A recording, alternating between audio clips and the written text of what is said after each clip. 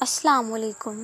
اپنے رب کی خاطر صبر کرنا شروع کر دیں، کیونکہ جو اپنے رب کے لیے صبر کرتا ہے اللہ تعالیٰ اس کے دل میں غم کی جگہ سکون بھر دیتا ہے۔ اس یقین کے ساتھ مانگو کہ اللہ ضرور دے گا۔ دعائیں نصیب سے نہیں بلکہ نصیب دعاؤں سے ملتا ہے۔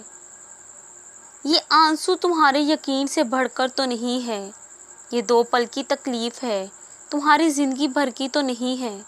جس چیز پہ تمہارا دل اڑ رہا ہے وہی چیز اللہ پاک تمہاری تقدیر میں لکھ رہا ہے۔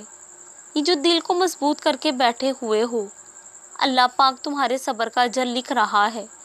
یہ جو دنیا کی تکلیفیں ہیں یہ سب وقتی ہیں، تم اس لیے خوش رہو کہ تمہیں اللہ پاک کا ساتھ مل رہا ہے۔ انشاءاللہ ایک وقت آئے گا کہ تم مضبوط ہو جاؤ گے، کیونکہ تمہارے دل کو سکون ہے کہ اللہ پاک تمہارے لیے جنت لکھ رہا ہے۔